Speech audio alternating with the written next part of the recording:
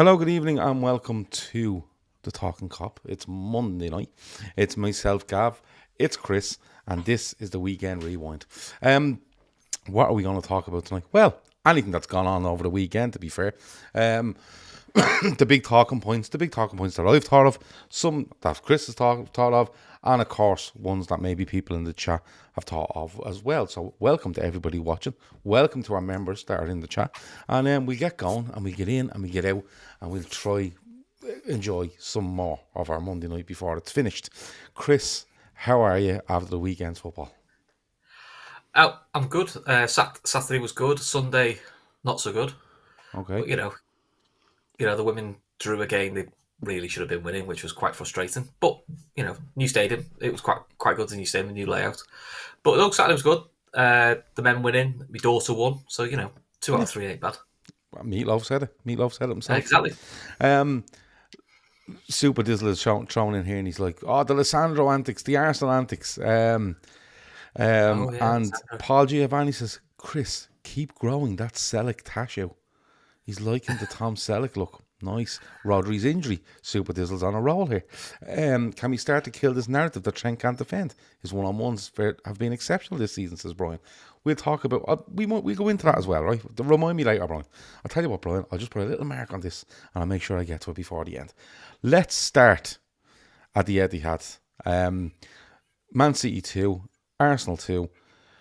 City go up early on through Haaland. Arsenal equalise through Calafiori. They go ahead through Gabriel. Leandro Trossard, in my opinion, is an absolute empty head.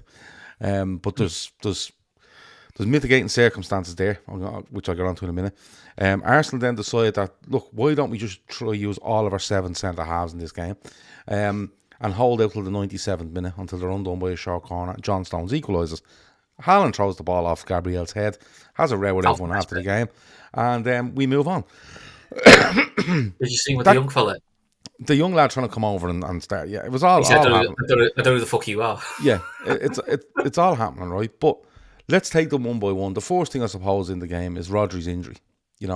That's a big. You knew that was a bad one. It's a big talking point of the weekend, not only for the game itself in that context, but the season. I think you see in City there yesterday that we're badly missing De Bruyne, and I think De Bruyne's influence is kind of on the wane at Man City, but he's still, even though I don't know if he has the running power he used to have, but he still gives the spark. He still has the vision. A bit like when you go back to Gerrard for Liverpool around 2013, 14, 15, where he didn't have everything in his armory that he used to have, but he had the vision. He's just a brilliant footballer that you could get into a team. You'd rather those balls would fall into De Bruyne at the end of the box and not Diaz. Than Diaz, like playing a 10, right? It was madness a bit from Man City, but I think you've seen a City side there that were clearly missing that they don't start Grealish or Foden, which is a bit mad. And then Rodri's there, and after 20 minutes, he's gone. And there's rumours circulating around that he's gone for the season. It's an ACL. Other people are saying, no, he was walking around, he was hobbling after it. He's boom, boom, boom. But that Van Dijk was walking. Van Dijk did walk away. Yeah, Van Dijk walked away from his as well. Yeah, you can walk around with snapped ACL. I think it's the turning motions what it does you for. Yeah. But how big is this? If he's out for a considerable period of time, how big is this on City season, and in turn, possibly Liverpool and Arsenal's when it comes down to the title race? I think that makes the title race a flip for coin, though. I think he's that decisive. Yeah. It's the equivalent to when we lost Van Dijk the year after winning the league.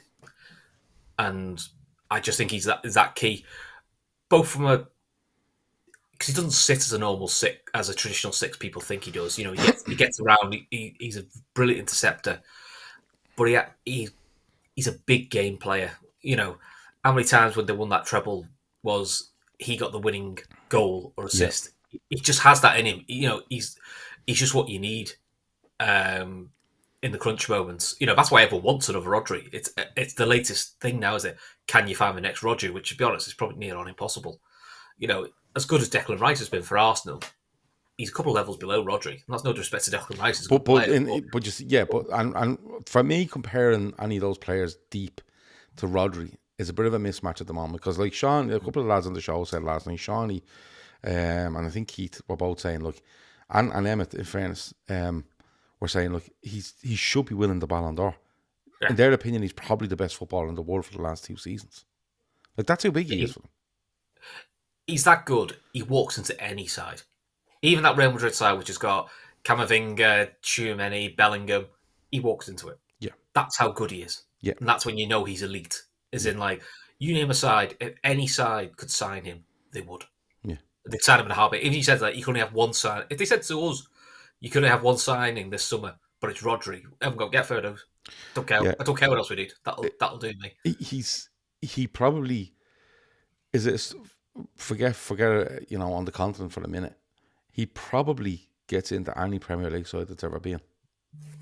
Yeah, I think he does. I think he's verging on that. Just for what he is, just like he's physical. He's not slow. He's good in the air. He's good on the ball. He's a good passer. He gets up and down the pitch. He scores goals. He's like when we think of the likes of like Roy Keane and Vieira and this and Gerrard, we think of all action, blah, blah, blah, but, in certain areas where Rodri just quietly goes about his business for most of the game. I think he's a massive, massive loss. And his biggest weakness when he came into the league was he wasn't very good with anything behind him. He really could run off the back of him, and that was always the Achilles heel he had, which was you can run off the back of him. That's all you need to do. Within 6 months, 6 months to a year, he'd boxed that. Yeah. And now you're like, it gets to the point where when he's not playing, you go, "Oh, City have a chance," because it's something mad, like isn't it? Like they went over a year without losing the game. Started. Yeah, and then every time he doesn't play, they don't win.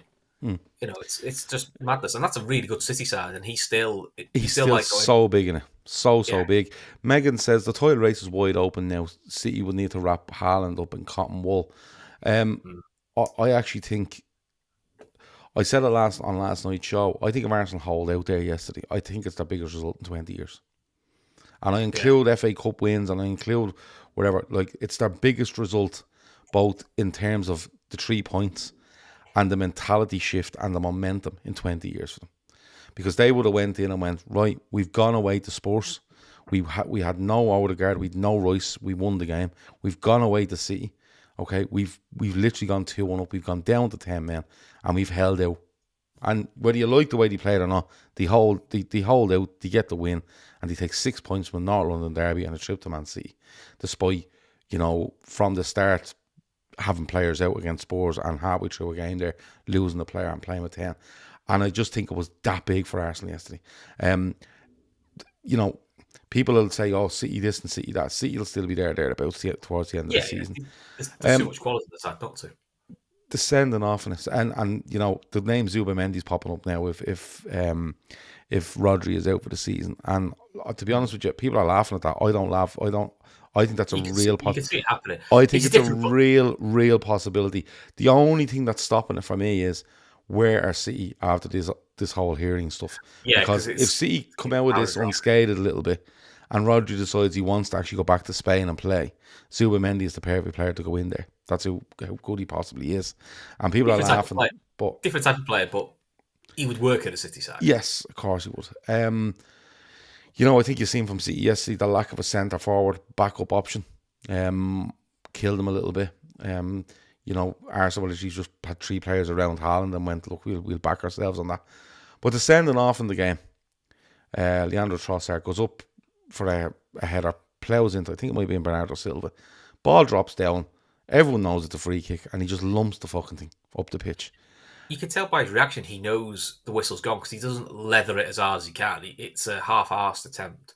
Yeah. But I've no sympathy, and this Arsenal rhetoric of it's ruined the game, it's where's common sense, it's a big game, you can't ruin games like this.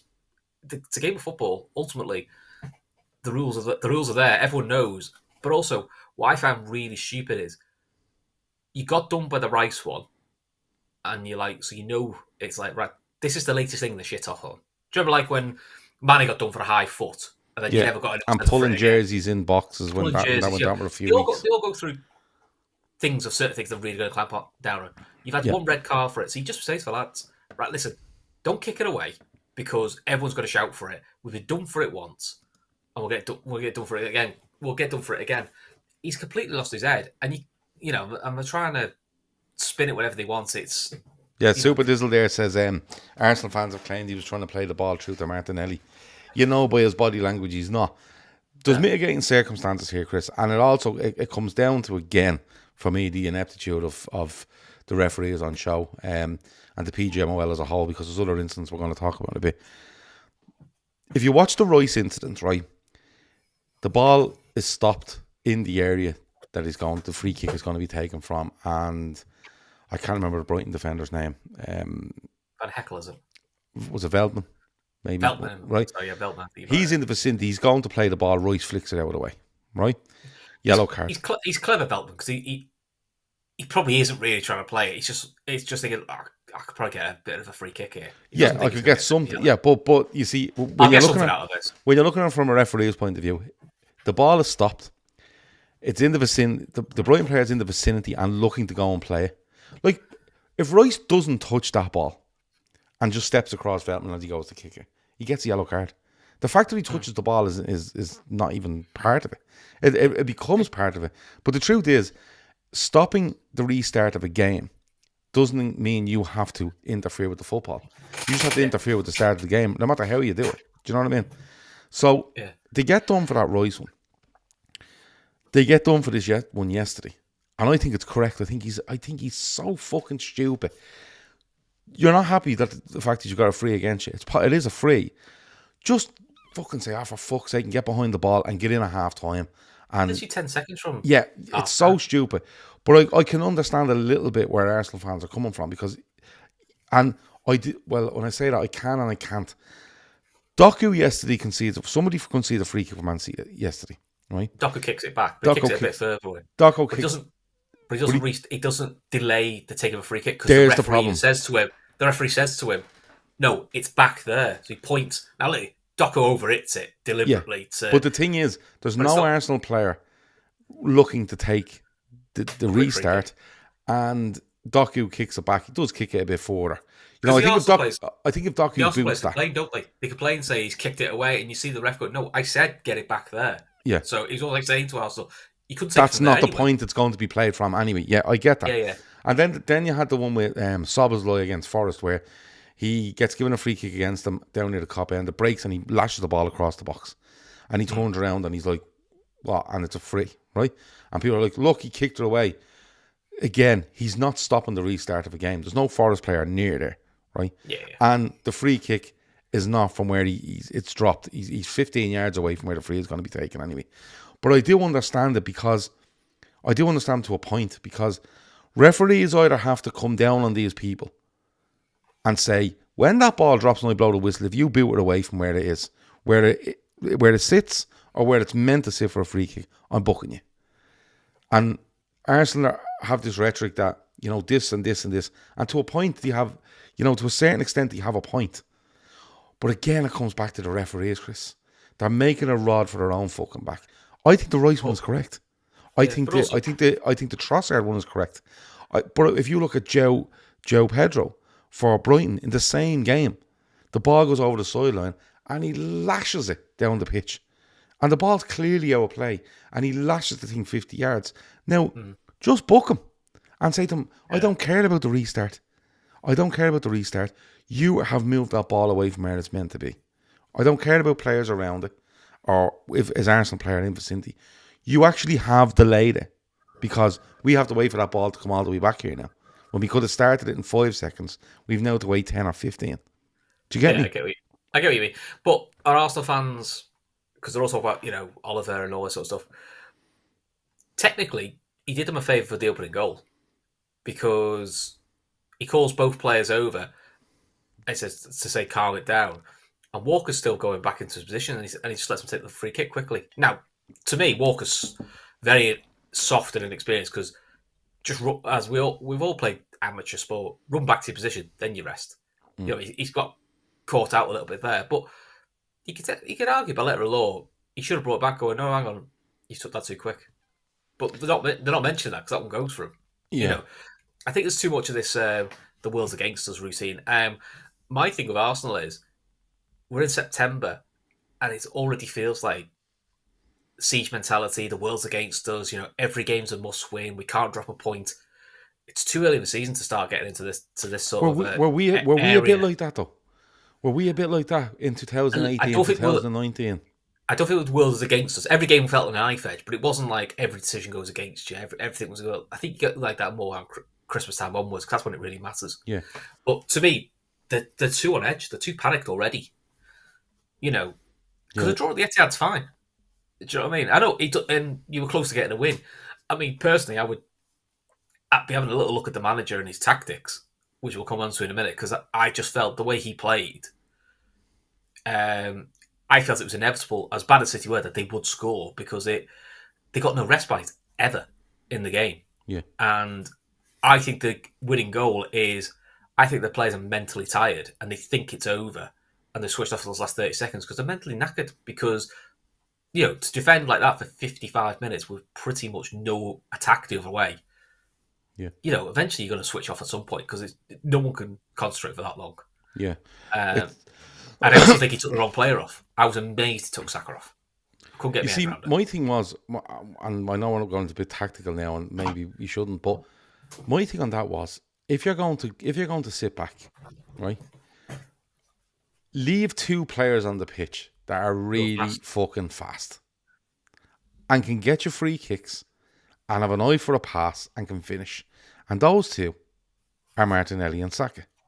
Yeah. Right, Havertz. All right, you maybe argue Havertz, but Saka is the one. Did you see the Havertz stat? Yeah, I seen it. He never completed one pass in 90 minutes, which is quite special. Yeah. How do you go 90 minutes and not get one pass in? Yeah. So you're basically playing with that. You're basically playing an even less. But this is what I'm saying. Like, want to do is they've loads. They have Rice, they have Partey, they have a shitload of centre backs, right? But they should have said, listen, we're going in here, we're a man down. We can't invite literally 9 players onto us to play our 9 in the edge of our box. Saka, please go and stand up front. Martinelli, please go and stand up. One of you go and stand up front, right? And one of you stand behind. And after that, we've, 7 players.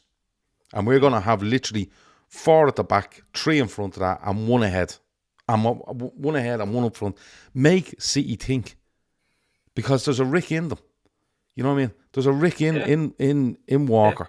Yeah. And at times Diaz. If it was us and the usual front three we played apart from last weekend, Jota would just come off and we'd have just said Diaz and Salah stand up front. Yeah. Because you're both rapid, you're both dribblers. Or if we may have left a Nunez and a Salah on and just said to Nunez, be a nuisance. Yeah. Because his physical attributes, just be a nuisance. You just run all day. Yeah.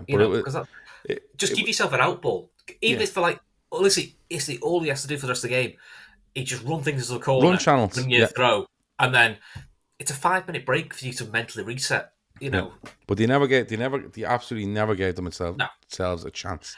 I do think that's their problem. I think Arteta is too focused on how not to lose, and I think he's a lot of Liverpool are on the wrong end of this. Well, I think to win big, you've got to be willing to lose big, and you've got to go for it. And sometimes you fall on the right side of it, and that's it. But if you don't take any risks at all, that's fine. Listen, that way of playing will get you far in cup competitions because defences will. Yeah, but the thing for Arsenal is like I just think that way of trying to win a league now is gone. It's not, but it's not going to define their season. Like we used to go to City and go, if we don't draw, if we lose here, the season's over, and it never really came down to that.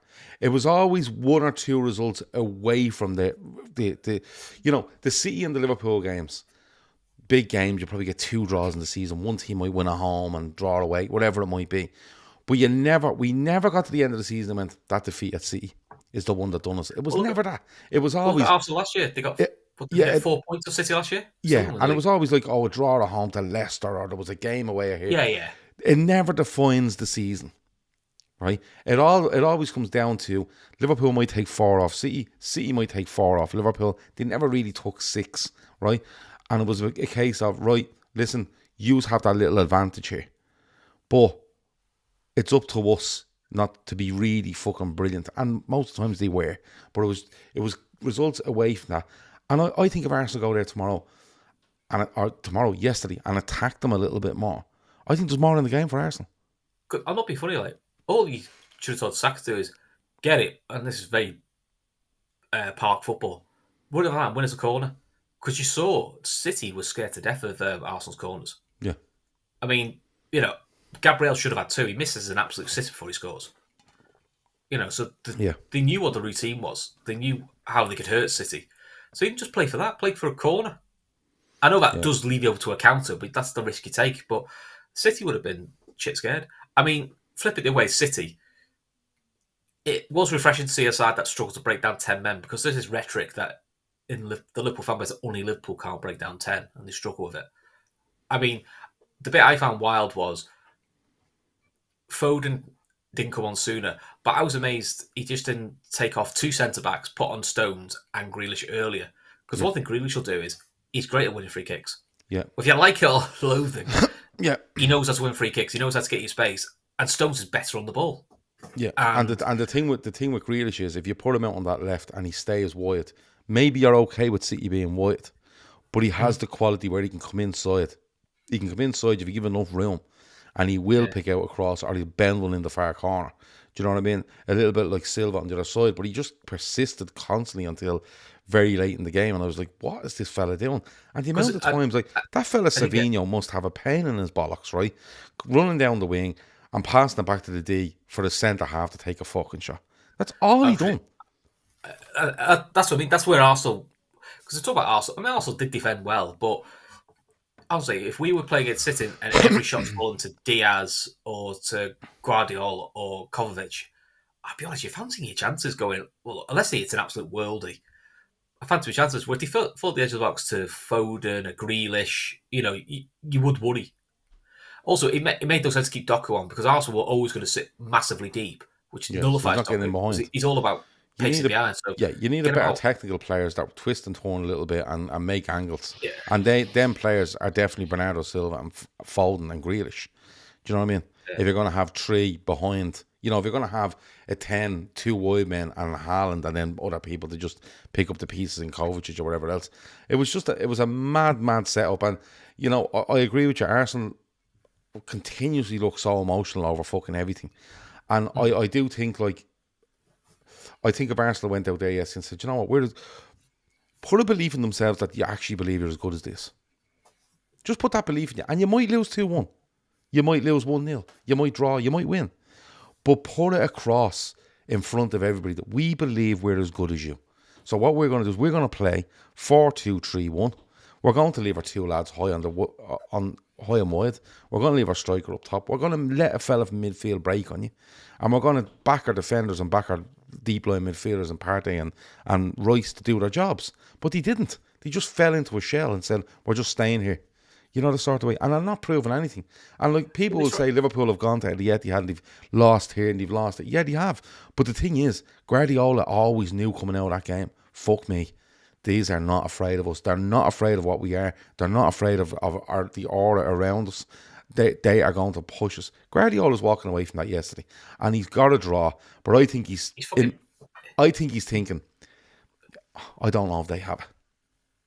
Yeah, I don't know if they have it. It's in that. It's an awful lot. What I find mad is he played 6 at the back and 3 midfield. You went a back 5 against Brighton at home when you were 2-1 up, and you couldn't hold out. And to be honest, Brighton, a bit like City, they were poor with the ball. But I'm a bit like, if you can't keep Brighton out playing that tactic, I don't know why you thought they'll keep City out. Yeah, I just it was more ineptitude by City than Arsenal to play. Yeah, And as somebody's pointed out on another podcast, I think it was Anfield Rap, saying it's not a good thing that the biggest praised player this season for Arsenal has been the goalkeeper. Because if the goalkeeper's getting praised that much, that means he's too busy. A bit like us when we used to praise Alisson. Oh, Alisson is brilliant. But when you think back, you probably don't want Alisson to be brilliant. That means he's busy. That means you're not defending very well. Yeah. Look, I don't have a problem with Arsenal what they do when they go down to 10 men. Because, let's be honest, if you open yourself up against City, Liverpool, Arsenal, and you're down to 10 men, you're in serious fucking bother. We know this. Do you know what I mean? But if I'm an Arsenal, I'd love to ask Arsenal fans, why did you not see? And you're 2-1 up. Don't get me wrong. You're 2-1 up. You've scored 2 goals. One's a really good goal from Calafiori, and you've got it. and you've got a centre back getting a header at the back post. You're 2-0. Your game plan is going really well, right? But at the same time, you know, if they stay with 11 and the game continues like that, right, and it ends up 3-2 to Arsenal, people are going, what a win for Arsenal. 100%. 100%. But it's just, they give up, as soon as it went against them, it was like, right, everybody fucking retreat. Like, if you remember Liverpool against Spurs, Liverpool go down to 10 men, and Liverpool bossed Spurs with 10 men. Honestly, we tried to win it with 9. Yeah. And then we went down to 9, and we were like, we'll just keep playing. We get done by an own goal near the end. But there was nobody coming off that pitch going, Liverpool went up for that. Liverpool looked this. Liverpool went and tried to win. And maybe sometimes it's a bit, you're being naive trying to win. But I just think Arsenal came out. And it was always, it wasn't going to be a chests out, stand up to you and play the game. It was going to be torn up, see what we can get, hopefully get a set piece and see where we go from there. But we weren't expecting them to do what Postecoglou did against Chelsea, where they suicidal, which is I'm going to go for it, high lines and all that sort of nonsense. We're not asking that. You still play deep. I just think worst case scenario is you're lumping it down the line to a Martinelli or a Saka to run onto it. It's at least making City turn round, and it's giving you a 5-minute break to get back up the pitch and go. Because City centre-halves were literally sitting 20, 30 yards from Arsenal's goal. Yeah. And they were just backing the pace of maybe a Kanji and Walker just to get back in if they needed to. You don't. And look, I know Arsenal fans probably watch this and go, what are you talking about? That's ridiculous. All I'm saying is that I think if Arsenal really went out and played and were 2-1 up, right? Really went out and played and were 2-1 up and went down to 10 men and done what they done in the second half and got a draw, people would go, well, you know what? They were brilliant in the first half. They're a bit unlucky with the second yellow. They had to kind of sit in with the personnel they had. They get a fucking draw out of it. They're unlucky. And people are saying some people are saying they're wrong. But when I come away from that game yesterday, I just can't help think it was a huge, huge, huge moment for Arsenal. And I think they'd come out of it probably feeling better than themselves and putting it out in City's mind, Liverpool's mind, whoever has eyes on that title, where the other teams are looking going, yeah, but as soon as it went against them, they just retreated and decided they can't win this football game. Or even like they had what's called on the bench, he never came off the bench, Jorginho. Yeah. I was surprised he didn't come on. Just because if you're going to play City and you've got to just defend, which, Jorginho can do, but when you do get the ball, he's good at keeping it and he's good at winning frees. So, again, you could have had Rice, Partey, Jorginho as a 3 and just tell Havertz sit in front and then you have Saka on the break. But at least then that gives you people who can hold on to the ball. Yeah. For a couple of minutes, just to bang a few passes out, just to take a little bit of pressure off yourself. Because the fact they had 12% possession is ridiculous. City are good, but this is not City of 3-4 years ago. This is a City. There are holes in it if you need to, if you can, if you're brave enough. I thought they got what they deserved, to be honest. Yeah, I think in the cold light of day, Arsenal are is it 2 points off City? 2 points. 2 points off City, yeah. 2 points off City, 1 point off us. Mm-hmm. Yeah. And they'll feel all right. It's mad to a second after last week. They'll feel all right in themselves. I just think the impression they give out there yesterday is what's kind of coming today. People going, do they have it? And Rodri injured, I think, actually makes Arsenal's favour for the title. That's my opinion. For the simple reason, I think that they've built something over so many years. They know what they're at. And then again, Gundogan might just go full Gundogan like he did 2 years ago. Which he might do and just get 25 league goals. Yeah, but he's quite good at that as well. That's the annoying thing is he's still got really good players like Gundogan. We'll have to wait and see what happens with Rodri. Can I talk to you about this Vicario incident? Spurs who are Spurs playing?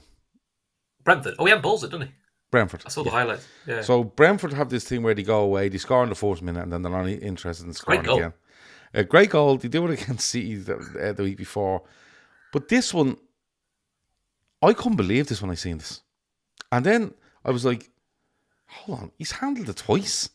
He's outside the box fucking literally palming the ball around the place.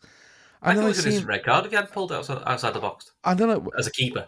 As a keeper, a handball outside the box, I think it has to lead to a direct opposition goal scoring opportunity or something. Is it Dogs? I think it's what it's fucking called. And When it drops, there's a couple of Spurs players behind them. But my argument is that is a goal scoring opportunity if you have. Yeah. Like, the guy behind you isn't like, last man back, I can handle it now. This is a guy standing that can't use his arms, you know what I mean, to defend, and you have a fucking goal to shoot at. The biggest thing out of all this is, and it's, again, I think it's stupidity, is, well, the VAR can't get involved in that.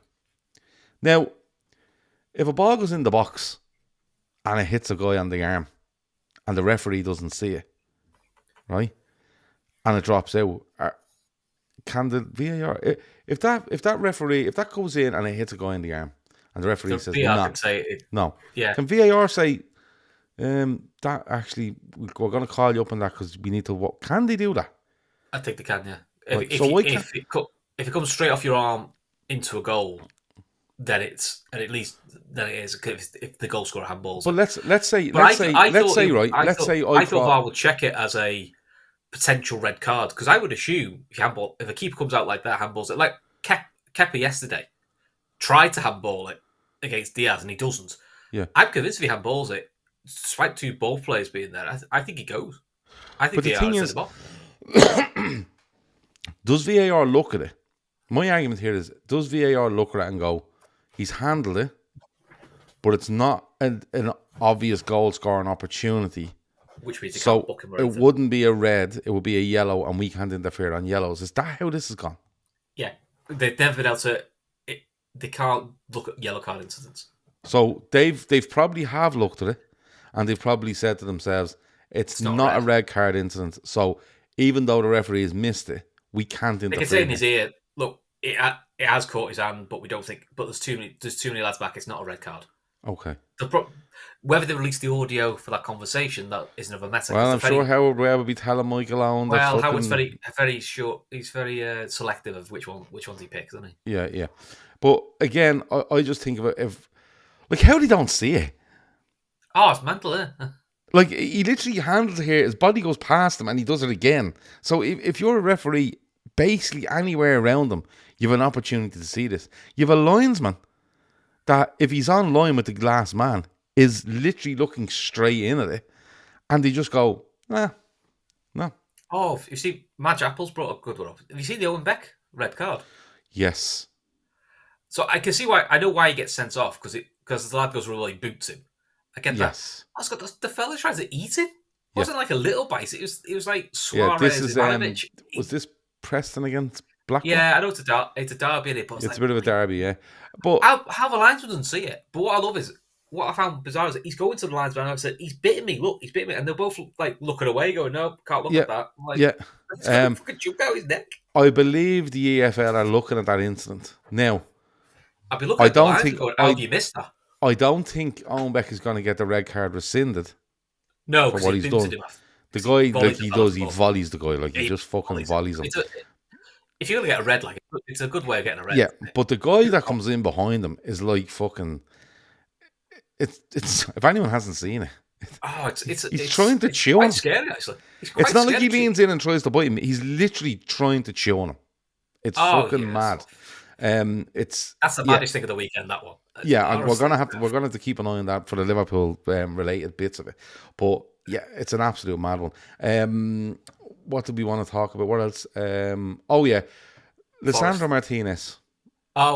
Small man syndrome. Where Paul? No, who? Someone brought it up at the start. Super Dizzle brought this up, and then Paul Giovanni says the Martinez stamp should have been a straight red all day. It's just been glossed over. Like, even like when you watch the pundits, they're going like, yeah, it's a silly tackle, that. You're like, he jumps 2-footed. Yeah. And the only reason I don't think they give a red is because it doesn't connect properly. Yeah. It's an absolute shithouse. He leaves the ground, 2 feet, studs out in front of him. He leaves the ground, and the next thing he touches on his way down, the next thing he touches on the way down is the ball. Yeah. Right? But the thing is, if that Palace player doesn't move, or that ball just moves a tiny bit, he is literally snapping this guy in half. But, you haven't been able to do that type of tackle since the mid-90s. It's something you'd see like on fucking tackle. That it's something like you'd see on bleeding one of like a Nick Hancock video from years ago, where like he's going around going, watch this, and Vinnie Jones is running around in a Leeds jersey smashing someone over. Like, it's But this is where I can understand why people get annoyed with VAR, because you're just going like, that's common sense. If he'd sent him off, I'm sure United fans would have said there's a conspiracy against, but everyone else would have gone, yeah, that's a bad one. but you see, And he's got that in him. you don't have to connect. That's the funny thing. No, you don't. You don't have to connect. What has to be there? It has to be intent, or reckless, or endangering a player. And for me, I don't think it's an intent to hurt the player, but it's definitely reckless. It's out of control, and for that reason, I think it's a red card. By the way, did you look? I loved how Sky were making out like that 0-0 with Palace was some sort of defensive masterclass. I'm like, hell, it's Palace away. You should be winning that comfortably. I couldn't believe they didn't win the game. The chances they have, they should be clear out of the way. But again, I go back to it. I'm not too sure they show enough when they have the ball. I don't. I think United would have been better served there yesterday after a certain point going, give Palace the ball. Just give them the ball and we'll try win it 35 yards from our own goal and see can we get Garnacho, see can we get Ahmed away, Fernandes, Haaland. And I'm looking at that United team, and the only thing that comes over for me is like, and I know a couple of United fans that say to me, we won't score enough goals. Regardless of what pretty stuff you might play, which they're not playing, but we won't score enough goals. And my thing on this is, Eddie should have nicked it for him. I think they need to turn around and say, right, Haaland's back. We're playing him up front. We're going to play Ahmed on that side. Is it Ahmed Diallo? Is that his name? Yeah, Ahmed Diallo. Yeah, he's lively. Yeah, put him on the right. Put Garnacho on the left. That's your front three. And then what you do is you say to yourself, I'm going to play Kobe Mainoo, Ugarte, and I'm going to play Bruno Fernandes. And we're going to make them a three, and we're going to persist with these guys. We're going to give it half a dozen games. And whatever happens, we're going to keep going with it. Because I think Garnacho's a really good player. People don't like him. I think he's a really good player. I think Ahmed is lively.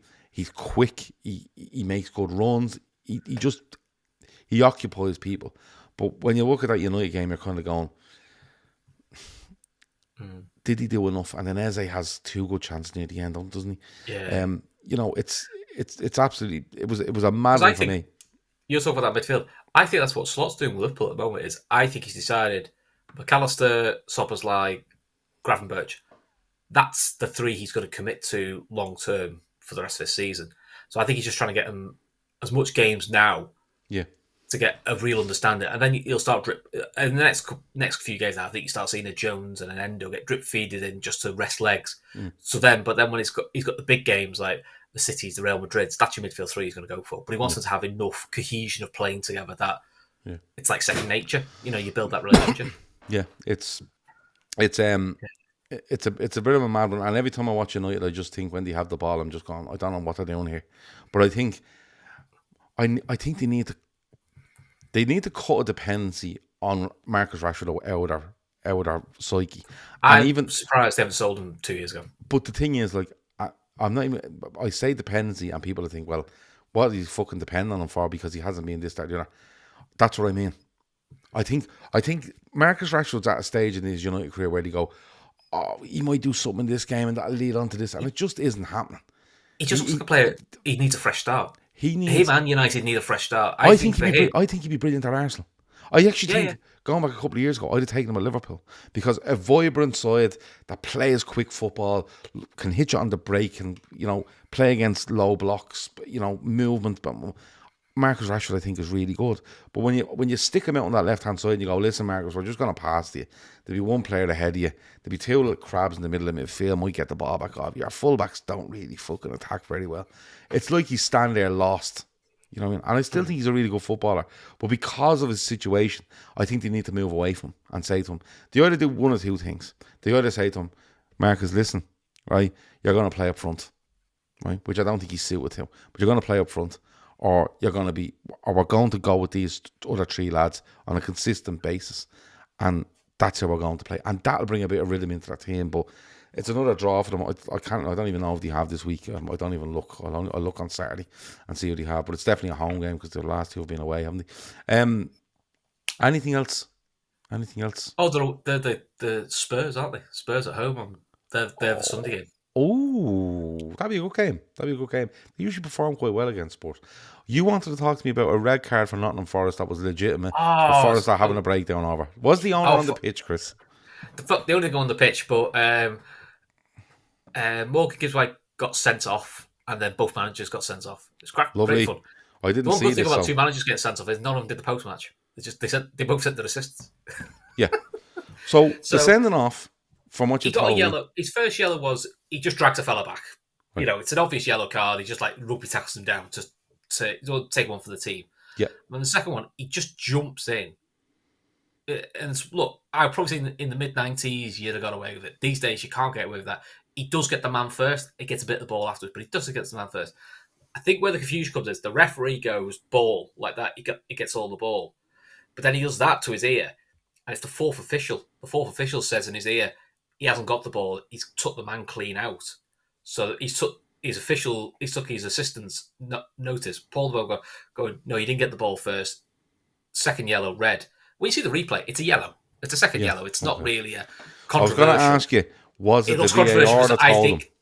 I think they think it's because they think VAR's given it and they haven't because it's a second yellow. VAR can't get involved. That's But what I was the just fourth saying, official- because we've been talking about it with Vicario a little bit back. But the fourth official saw it. When you see the angle, the fourth official saw it. It's right in front of it. So then Nuno loses his head, tries to go for people, and I think the Brighton manager tells him where to go. So they both get sent off, which is good fun, really. But yeah, it was they're getting like they're just as bad as Arsenal. The world's against them. It's the most obvious two yellow card jerseys you've ever seen. So Yeah. Look, you'll get a Good fun, ban. though. Yeah, well, it always is with Forest. I was half expecting the owner to come on. I and must admit though, I did think plant a Everton were going to Forest do it again. fucking flag in the middle of the pitch or something. Did you think Everton were going to lose it again? I was so convinced. I they were did. gonna lose it at the last minute. From what I was from the bits and pieces I'd seen on Saturday, Everton were quite good again. In periods, they go 1-0 up. It's a bit scrappy then, but as soon as Leicester score, Everton just decide, right, fuck that, and they all get back. They're not dropping another, going from 3 points to 0. They get that 1 point. The news is out today that this Friedkin group, who's the owner of Lyon, isn't he? I think it was Roma as well. Someone said. Yeah, he's to do with Roma. I think he might have something to do with Lyon as well. But it looks like they're going to take over, and of course, everyone thinks all Everton fans think now everything's okay now. We're all okay. That 600 million that we owe out is no longer there. There's talk now that the 200 million that the Friedkin group gave to them will now be turned into Equity. So that's what 777 should have been if they took over. It would have been the same deal, but they've still got to pay them back. yeah, but the thing is, they'll come in now and Friedkin will write off that debt and let the club use the money that will go into that debt to actually put into the club, which is badly needed.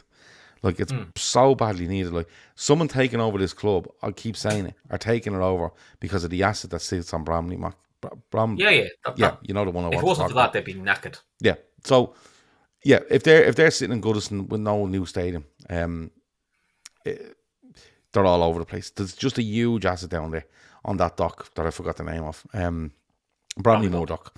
And the guy he's no idiot. He's going to go in there and he's going to say, right, they owe out this much. It's probably down to 400 million now because, he's going to write off his. But they owe out 400 million. The costs that they have are colossal. The money they take in doesn't near enough cover it. But he has that asset there. And that's his insurance. And we'll see where it goes from there. But at the end of the day, I keep saying it, that man only has 30 days in January to affect Everton's squad to whether they're going down or not. And that squad needs a lot. Yeah. So we'll see how it goes. They're a little bit safer financially after today, but they've got Palace at home, haven't they? Palace at home is just a fucking massive game for them at the weekend. Brian said this at the very start. Can we start to kill this narrative that Trent can't defend? His 1v1s have been exceptional this season. And Paul says, and just to follow on into it, and we'll finish up with this, thoughts on the Trent's comments that come out.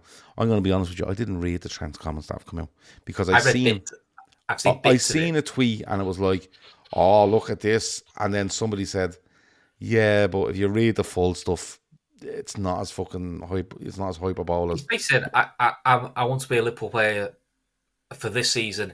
And I think he says in brackets, at a minimum. And then says he wants to win trophies and he'd love to be captain.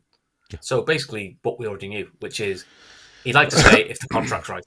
And I think he's also quoted as saying, I've signed multiple deals with Liverpool over the last X amount of years. None of them are played out in public, and this one won't be played out in public either. So that's his way of saying, stop asking because I'm not going to tell you. Yeah. And listen, again, we're into September. We're closing in on October. And the levels of worry has to go up. It has to rise. It's as simple as that. When you have three players that haven't signed a deal, it must rise. And, whatever will be. But, I think either way, we're going to need some sort of news on this fairly soon, hopefully. But on the one-on-ones, did anybody watch Kyle Walker yesterday? Yeah. Because the narrative is completely different between Kyle Walker and Trent Alexander-Arnold. It's all focused on how well Arsenal did, not on how shite he was. Because that his defending for that second goal is disgraceful. Yeah, disgraceful. He's just literally trying to grab Gabriel's nipple for a couple of minutes and watch him run off him. Yeah, it's literally runs and he looks and goes, "Oh, there he is running over there." And then my daughter, I'd have a go at my daughter for defending like that. She's 11, and even she knows you stick close to them, you'll make it difficult. Yeah. Didn't make it difficult, make it dead easy. Yeah. But it's a narrative for a while that he's Kyle Walker's not been a great defender for a while because he's quick, he gets away with it. Yeah, I think the slight tweak in formation has probably helped Trent, as in he's not having to invert as much, or he's not being asked to invert as much. So most times he's more in a fullback position. Yeah, he said that the manager gives him the information with regards to when we have a ball in this situation, when we don't have a ball, when I get it here, when I get it there. And I make the decision on what I'm going to do. That decision could be I stay right back and I play it into midfield. That decision could be I'm going in here now.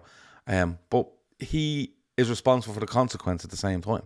I think he's being very open with that. Just a quick quote from Ashley. It's not Ashley's quote, it's Trent's quote, but Ashley's given it to us. Asked if he wanted to stay at Liverpool, he added, "I want to be a Liverpool player this season at a minimum," is what I will say. That's it. Okay, I've been at the club for 20 years now. I've signed 4 or 5 contract extensions, and none of them are being played out in public. This one won't be either, he said. So that's all you really need to take out of it. But the one-on-ones thing, defenders are always going to get beaten.